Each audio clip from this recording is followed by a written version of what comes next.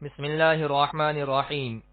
صرف 5 منٹ کا مدرسہ قرآن و حدیث کی روشنی میں 156واں دن 6 جمادی الثانیہ۔ نمبر 1، اسلامی تاریخ۔ ایران کے بادشاہ کے نام دعوتی خط۔ رسول اللہ صلی اللہ علیہ وسلم نے حضرت عبداللہ بن حذافہ رضی اللہ عنہ کو دعوتی خط لے کر شاہ ایران خسرو پرویز کے پاس بھیجا، جس کا مضمون یہ تھا: بسم اللہ الرحمن الرحیم، اللہ کے رسول محمد صلی اللہ علیہ وسلم کی طرف سے فارس کے بادشاہ کسریٰ کے نام۔ اس پر سلامتی ہو جو ہدایت کی پیروی کرے، اللہ اور اس کے رسولوں پر ایمان لائے اور گواہی دے کہ اللہ کے سوا کوئی معبود نہیں، وہ اکیلا ہے، اس کا کوئی شریک نہیں، اور محمد صلی اللہ علیہ وسلم اللہ کے بندے اور اس کے رسول ہیں۔ میں تمہیں اللہ کے پیغام کی دعوت دیتا ہوں۔ میں تمام لوگوں کی طرف اللہ کا رسول بنا کر بھیجا گیا ہوں، تاکہ جو شخص زندہ رہے اسے برے انجام سے ڈراؤں اور کافروں پر حق بات ثابت ہو جائے۔ اسلام قبول کر لو، سلامت رہو گے، اور اگر تم نے انکار کیا تو تمام مجوس کا گناہ تم پر ہوگا۔ یہ خط سنتے ہی کسریٰ آگ بگولا ہو گیا اور غصے میں آ کر آپ صلی اللہ علیہ وسلم کے نامہ مبارک کو پھاڑ ڈالا۔ یہ خبر سن کر رسول اللہ صلی اللہ علیہ وسلم نے فرمایا: اللہ تعالیٰ اس کے ملک کے ٹکڑے ٹکڑے کر دے گا اور میرا دین و حکومت وہاں تک پہنچے گی۔ چنانچہ کسریٰ کے بیٹے نے خود اپنے باپ کو قتل کر دیا اور اس کا ملک بھی ٹکڑے ٹکڑے ہو گیا۔ نمبر 2، حضور صلی اللہ علیہ وسلم کا معجزہ۔ بکریوں کا مالک کے پاس چلے جانا۔ خیبر میں آپ صلی اللہ علیہ وسلم ایک قلعے کا محاصرہ کیے ہوئے تھے۔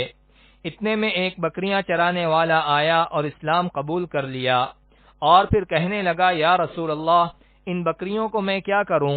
آپ صلی اللہ علیہ وسلم نے فرمایا: تم ان کے منہ پر کنکریاں مار دو، اللہ تمہاری امانت ادا کر دے گا اور ان سب بکریوں کو اپنے اپنے گھر پہنچا دے گا۔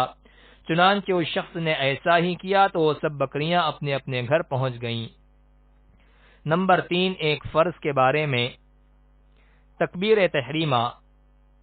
رسول اللہ صلی اللہ علیہ وسلم نے فرمایا: نماز کی کنجی وضو ہے، اس کا تحریمہ تکبیر ہے، اور نماز کو ختم کرنے والا تسلیم ہے۔ فائدہ: نماز شروع کرتے وقت جو تکبیر کہی جاتی ہے اس کو تکبیر تحریمہ کہتے ہیں۔ نماز کے شروع میں تکبیر تحریمہ کہنا فرض ہے۔ نمبر 4، ایک سنت کے بارے میں۔ میت کے رشتہ داروں کو تسلی دینا۔ رسول اللہ صلی اللہ علیہ وسلم کے ایک نواسے کی وفات کا وقت قریب تھا تو آپ کی صاحبزادی نے آپ کو بلا بھیجا۔ آپ نے قاصد کو واپس کرتے ہوئے یہ تسلی بھرے الفاظ کہنے کا حکم دیا: ان للہ ما اخذ وله ما اعطى وكل شيء عنده باجل مسمى فلتصبر ولتحتسب۔ ترجمہ: جو کچھ اللہ نے لے لیا وہ اسی کا تھا، اور جو دیا ہے وہ بھی اللہ ہی کا ہے، اور ہر چیز اللہ تعالیٰ کے نزدیک ایک مدت مقررہ تک کے لیے ہے۔ تم صبر کرو اور ثواب کی امید رکھو۔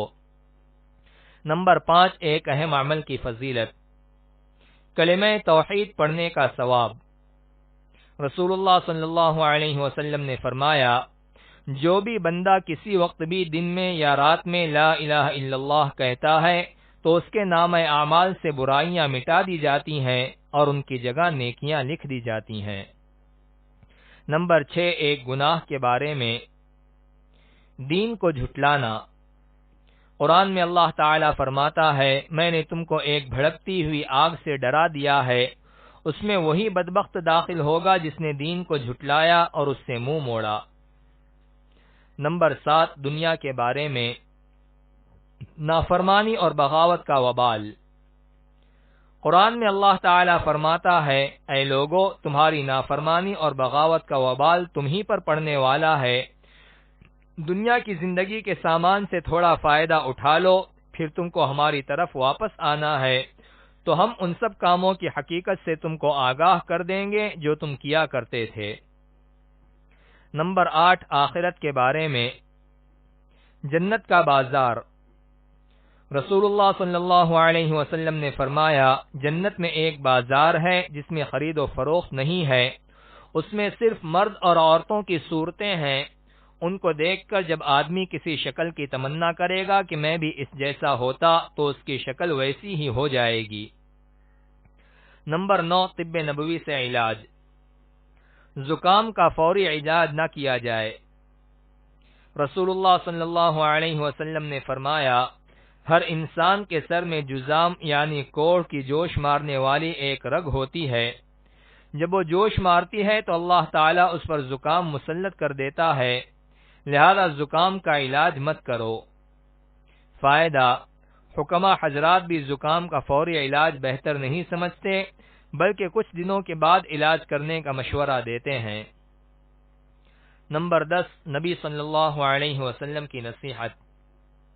رسول اللہ صلی اللہ علیہ وسلم نے فرمایا، اچھی طرح کھاؤ، پیو، پہنو اور صدقہ و خیرات کیا کرو، فضول خرچی اور تکبر سے بچو۔